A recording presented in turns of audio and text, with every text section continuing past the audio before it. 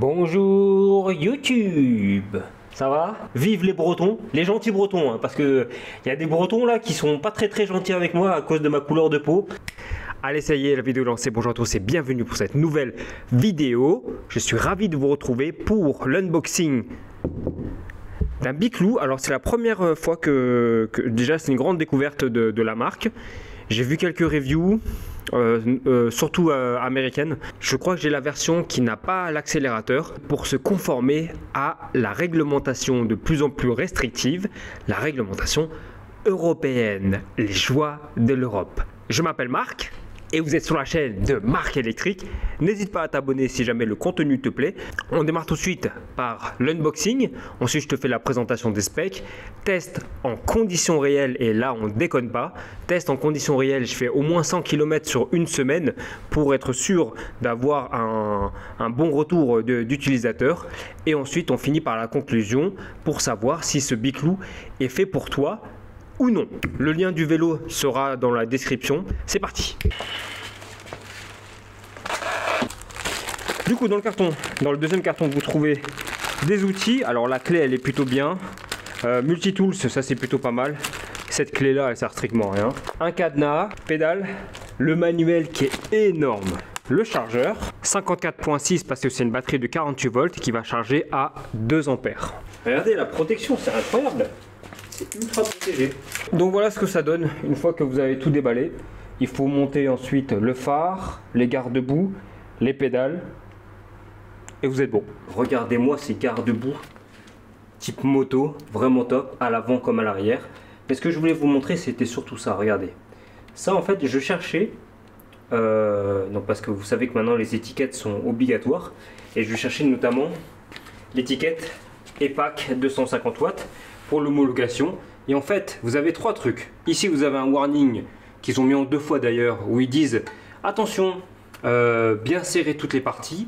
Un warning en rouge qui vous dit attention, ne faites pas n'importe quoi avec le vélo. Ils disent exactement, alors, ce n'est pas fait pour faire de la compétition, ce n'est pas fait pour faire des sauts, ce n'est pas fait pour faire du off-road type enduro, des stunts, etc. C'est pas fait pour faire des figures, etc. En gros, ne faites pas n'importe quoi. Et juste en dessous, vous avez l'étiquette EPAC.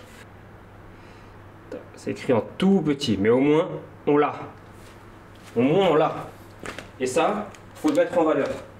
Ils ont fait, je sais pas s'ils ont fait une collab ou un truc comme ça, mais vous avez un QR code Paravol, parce que vous savez que pour les vélos qui sont homologués, et notamment en France, etc., quand vous achetez un vélo, vous devez le faire identifier. En fait, ça s'appelle un numéro d'identification unique, un truc comme ça. Vous allez retrouver dans le manuel les COC, les certificats de conformité avec toutes les normes qu'ils auront passées. Ce qui est une bonne chose, notamment, c'est un gage de transparence, c'est super important. Et comme ça, vous avez donc du coup le certificat avec vous, plus les packs en sticker. On va rentrer dans les paramètres. Le P1, c'est pour la lumière. Le P2, c'est pour le kilométrage. Le P3, c'est pour la tension de la batterie et ça vous touchez pas. Le P4, c'est la mise en veille. Le P5, vous touchez pas. Le P6, c'est la taille des roues. Le P7, vous ne touchez pas non plus. Le P9, vous ne touchez pas non plus. C'est pour le démarrage avec les pédales ou non. Et donc là, on n'a que l'assistance au pédalage, donc du coup, vous ne touchez pas. Le P10, ça vous touchez pas, vous laissez ça comme ça. P11, la sensibilité de l'assistance. Le P12, c'est la sensibilité au démarrage. Le P13, vous touchez pas. Le P14, vous laissez comme ça. Et le P99, P99 c'est pour restaurer les paramètres d'usine. Et ensuite, vous avez la réinitialisation de l'odo. Je vous parle un peu des specs. On est sur un vélo qui est homologué, comme je vous l'ai dit. J'arrête pas de vous en parler depuis tout à l'heure. Moteur de 250 watts. On va voir s'il est capable de pouvoir monter en crête un petit peu plus. Malheureusement, j'ai pas de banc d'essai, donc du coup, ça sera vraiment au ressenti. Qui est alimenté par une batterie de 48 volts, 13 ampères. Vous avez des freins à disque mécaniques qui sont en 160 et épaisseur, c'est standard, 1,8 mm. On est sur un dérailleur traditionnel 7 vitesses Shimano. Écran LCD couleur qui va rentrer forcément dans les points positifs. Et ensuite nous avons ces pneus dont je ne vois pas la marque. Suspension à l'arrière, ça j'aime beaucoup. Vous avez un petit compartiment un petit peu à la Super 73 et ils vous ont offert une pompe que j'ai oublié de mentionner. La charge maximale supporter, c'est 150 kg. Voilà, c'est pas du 200 kg, etc. Donc 150 kg, vous mettez deux adultes de 75 kg dessus, c'est le maximum. Et encore, c'est pas chargé. Donc je déconseillerais. Je pense peut-être avec. Alors vu qu'il est homologué, un adulte avec un enfant. Donc vous mettez votre enfant ici, vous vous mettez à l'arrière comme ça, donc votre enfant, et vous mettez des repose-pieds comme ça. Vous pouvez même mettre des repose-pieds ici et ici. Comme ça peut être pas mal, ça peut être intéressant. Et du coup l'enfant peut mettre là, il peut même mettre ses mains ici. Et le dossier c'est votre buste, donc du coup l'enfant sera bien protégé. Le vélo fait 42 kg. On se retrouve dans un instant. Donc moi, je vais attendre un petit peu parce que là, il n'arrête pas de neiger et tout. Et on va se retrouver en conditions de test réelles. C'est parti.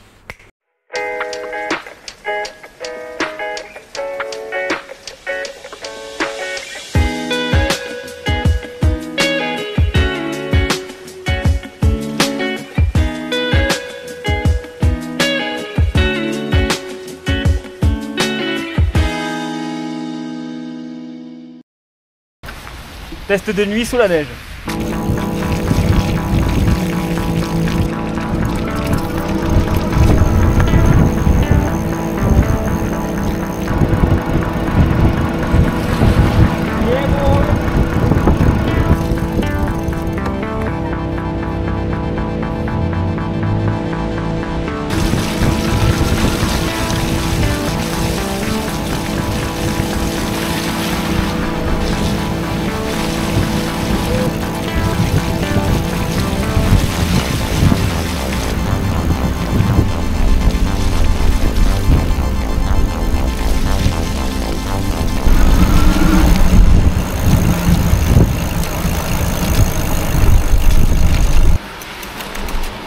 Il y a quelques voitures, mais il y a zéro cycliste. Ils sont où les vélo-taffeurs? Les vélo-taffeurs là, ceux qui sont en train de cracher sur les voitures et tout et tout. Vous êtes où les gars? Là vous aurez bien voulu un fat bike pour rouler sur la neige. Après, je pense que demain, quand ça va geler, ça va être compliqué. Ça va être compliqué. Nous avons du fat bike de compète là. Bon, la selle est un peu basse. La selle n'est pas inconfortable. Mais par contre, il y a un petit délai au niveau du démarrage. Il faut vraiment bien jouer sur les vitesses pour que l'assistance se lance aussi. Allez, on continue.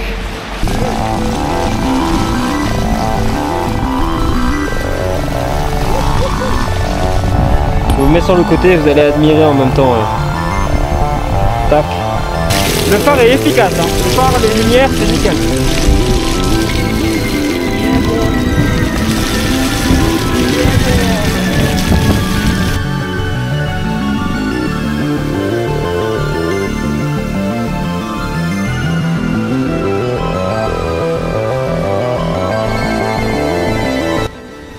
Bon les amis, j'étais en train de filmer une séquence là pour YouTube et j'ai croisé peut-être le seul cycliste qui s'est arrêté. Il m'a dit bonsoir, ça va, vous avez besoin d'un coup de main? J'ai dit non, je suis en train de filmer une séquence, mais c'est super gentil de me demander. Vous êtes le seul, peut-être en un an, qui m'a demandé. D'habitude c'est moi qui demande si les gens ont besoin, mais là vous êtes les seuls. Et c'était un cycliste en musculaire, full équipé pour le vélo taf. Donc je lui ai dit que je faisais des vidéos sur YouTube, etc. Si tu passes par là, je te remercie. Un grand bravo à toi, merci beaucoup.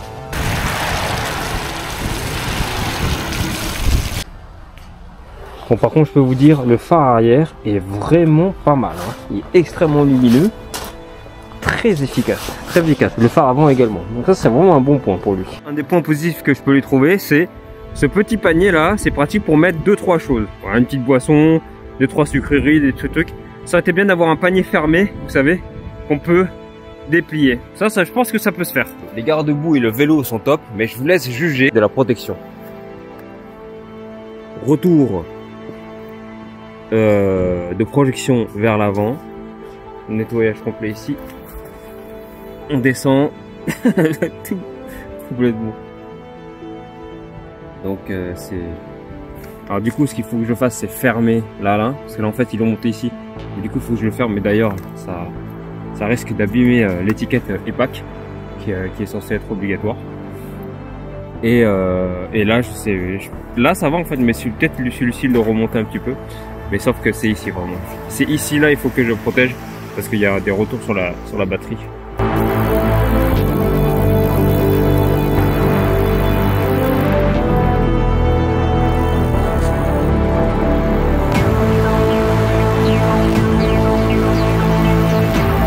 Un petit point sur l'autonomie les amis, j'ai fait 18 km là, pile poil, et je suis parti full batterie, donc c'est 54.6 et il me reste 49.8, donc l'autonomie estimée est entre 30-35 km, je pense qu'on va les atteindre, sachant que là on est dans des conditions un peu spéciales, hein. Ça faut le prendre en compte, hein. Le froid ça diminue les performances de la batterie. Ah ben je sais pas où ils sont les vélos taffeurs, hein. Les vélos taffeurs là, ils ont rangé les biclous. Hein? Ouais mon gravel, c'est gravel ou c'est pas gravel? Ah, vous êtes où là les gars? Les fat bikes, c'est pas plus large qu'un vélo cargo. D'accord? Celui-là, il n'a pas de gâchette par exemple. Il n'y a pas de gâchette, c'est bridé à 25 km/h. Donc voilà, hein. Je pense que les gens se font une mauvaise image et une fausse image du fat bike. Et vous allez voir que le camion qui arrive là, il arrive beaucoup trop vite par rapport à ce que c'est. Tu me laisses passer? Ouais. Merci.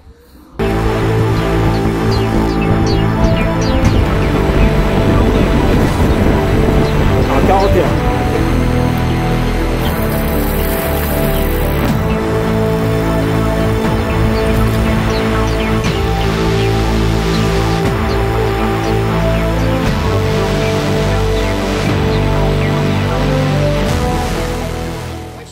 Alors, là on va faire deux tests les amis.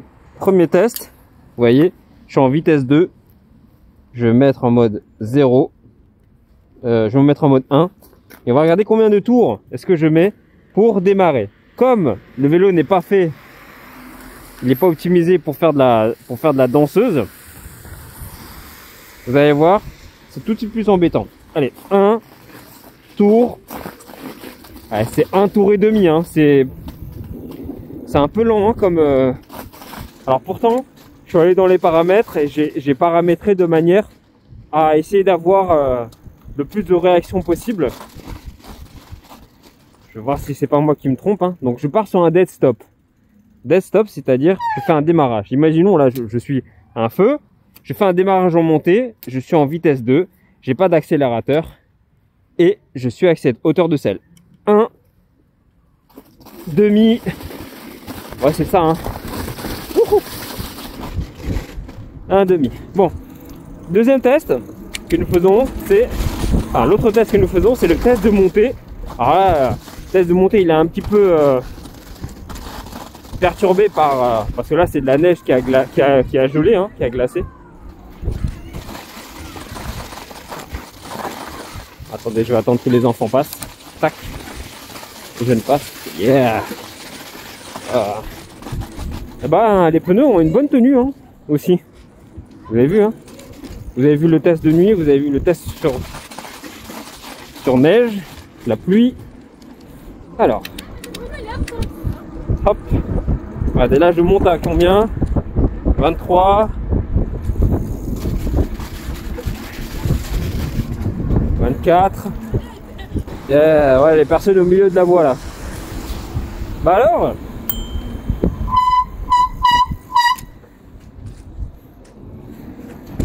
j'ai pas compris. Son trottoir est mieux que la piste cyclable et pourtant elle est au milieu. Maintenant on va faire le test sans moteur. Wow. Et vous voyez la puissance des fat bikes. Voilà. Voilà pourquoi c'est cool d'avoir un fat bike. Alors, je vais me mettre au niveau 0. Je peux pas. Je vais me mettre au niveau 0. Ben, je peux pas me mettre au niveau 0. On est sur du frein mécanique. Mais étonnamment, ça fonctionne bien, surtout dans les conditions dans lesquelles je ride, quoi. Hein, je suis pas en train de vous freiner ça en période d'été où il fait super bon, il fait chaud et les oiseaux transpirent des pieds. Et j'ai une voiture qui me colle derrière. Elle doit être à moins de 2 mètres de moi là. Si je freine d'un seul coup, elle a pas le temps de réagir. Hein. Allez, on est parti pour la conclusion. Bon, écoutez, j'ai fait combien? J'ai fait 126 km. Qu'est-ce qu'on peut dire après plus d'une semaine d'utilisation? Vous avez vu les conditions dans lesquelles je l'ai utilisé. Vous avez eu la neige, la boue, la pluie. Donc pour le coup, il n'a pas été gâté sur les conditions de test. Ça a joué très certainement sur l'autonomie. Ça, on va en parler un petit peu après. On va commencer tout de suite par les points négatifs, positifs, et on terminera par la conclusion. Alors, je vais commencer par le premier point négatif, et c'est ce que je suis en train de toucher. C'est ça. Ce boîtier-là, je ne sais pas pourquoi est-ce qu'ils ont voulu... En fait, ça aurait été très bien si le boîtier aurait été beaucoup plus court pour avoir une selle qui soit plus longue. Parce que moi, je fais un 74 et comme on l'a laissé en stock comme ça, je n'ai pas rehaussé la selle. Vous savez, pour ceux qui sont habitués à la chaîne, vous savez que on peut toujours rehausser ce genre de selle-là. Je l'ai fait sur pas mal de mes biclous. Vous savez comment faire. J'ai mis un de mes amis dessus, là, il fait un 1,89, 1,90. Lui, il est vraiment là, et encore, quand il pédale, il a les genoux qui remontent. Donc, un vélo qui n'est pas du tout fait pour... qui ne va pas optimiser le pédalage pour des personnes qui vont être au-dessus de 1,60. Voilà, moi, je suis limite, hein, je fais 1,74 et c'est vraiment limite. Donc, du coup, si vous êtes plus grand, ça risque d'être un petit peu plus compliqué. Le deuxième point négatif, et c'est pour ça que je ne l'ai pas nettoyé, je l'ai laissé comme ça, pour que vous puissiez le voir en l'état, c'est que les garde-boue sont très esthétiques. Ça va aller dans les points positifs. Mais par contre, on a un problème de protection là. En même temps, je l'ai fait rouler dans des conditions compliquées. Mais même si par exemple vous roulez après la pluie, il ne pleut plus, mais les sols sont encore mouillés, et ben ça ne vous empêchera pas de vous prendre des projections. Un autre point négatif, et c'est lié au pédalage et la position du pédalage, c'est que je mets du temps pour activer l'assistance, mais une fois que c'est lancé, c'est nickel. Mais on met quand même, je mets 1 tour et demi, je crois, hein, pour pouvoir lancer. Voilà, c'est vrai qu'en ce moment, je suis en train de tester des capteurs de couple, ça n'a rien à voir, donc du coup, forcément, ça me choque. Et en dernier lieu, les freins à disque qui sont en mécanique. Alors, vous avez vu les conditions dans lesquelles j'ai roulé. J'ai pas eu de problème pour le freinage, surtout que c'est un cadre en acier. J'ai pas eu du tout de problème pour le freinage, mais c'est vrai que je suis un peu plus habitué maintenant à être sur du frein à disque hydraulique. C'est un petit peu plus rassurant. Et le dernier point, je sais qu'ils vont pas aimer ça, mais en France, il est autorisé d'avoir une gâchette d'accélération qui se limite à 6 km/h. J'aurais bien aimé que l'on puisse avoir cette gâchette d'accélération qui soit bridée à 6 km/h, ne serait-ce que pour lancer le vélo au départ, pour pouvoir ensuite pédaler derrière. Je suis un grand défenseur du pédalage, mais pour le coup, j'aurais bien aimé l'avoir pour pouvoir lancer le vélo, parce que nous, on peut l'avoir jusqu'à 6 km/h. Après, je comprends tout à fait, et là, on va basculer sur les points positifs, je comprends tout à fait qu'ils aient fait le choix de l'enlever, tout simplement à cause de la réglementation européenne qui casse les pieds de plus en plus et qui font des restrictions de liberté, notamment par rapport à ça. Donc forcément, si vous avez envie de vous développer, vous êtes une marque, vous êtes jeune, etc., vous avez envie de vous développer en Europe, vous êtes obligé de vous plier. Le vélo est 100% homologué.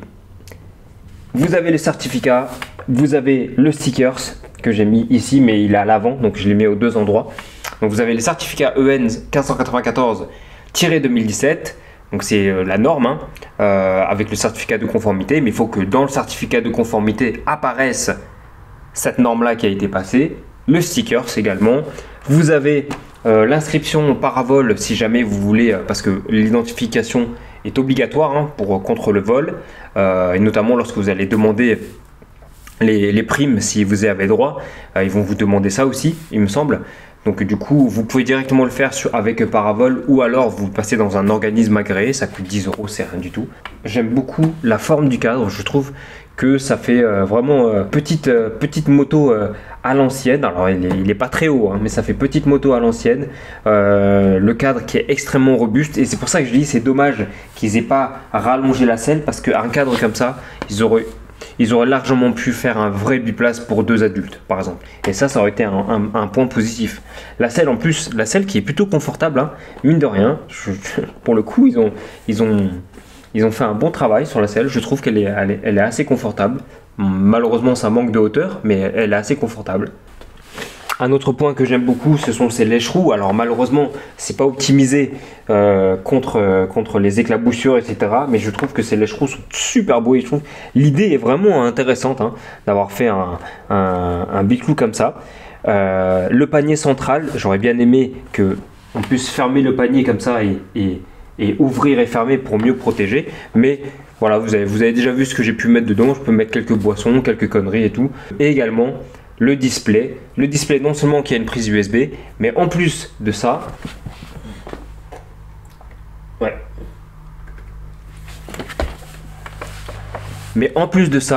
il a le voltage.